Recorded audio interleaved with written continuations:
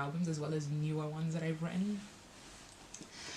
It was like a breath of fresh air. And poetry became a really safe space because it was just me and the mic, and I didn't need to be classically trained for anything. I just could just get on the mic, speak my words, carve this art form and share it. And I won slam championships, the Some Antic Slam Championship. I was going to all these open mics, and I put a hashtag being like MA open call in our hashtag, and literally they chose us. They said anyone who has like applied to this open call and we put in our stories, you have been chosen. Tell me why. And they want us to walk for their first concept show, then they want us to walk for London Fashion Week. So I walked London Fashion Week twice, and this was like literally like straight after I'd graduated. This kind of call came through, and then I was doing the concept show I think 3 days before my graduation.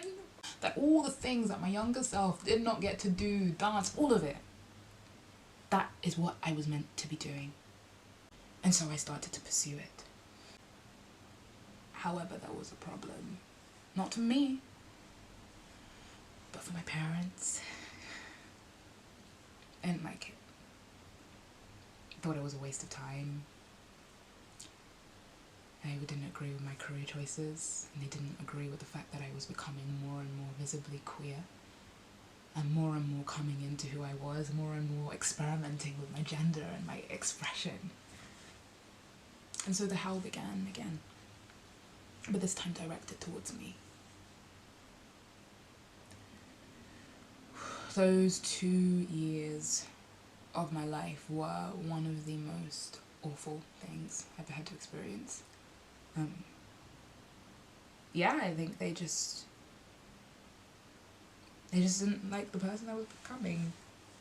To them it was a problem, and I guess maybe a dangerous thing. Not what our culture had taught.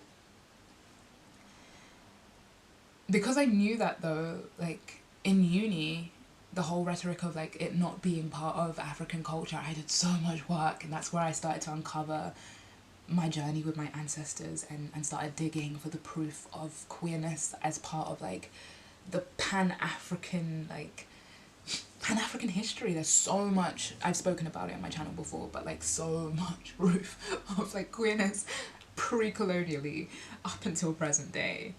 So I had that knowledge, but it was still horrifying. That's the only way I can describe those 2 years.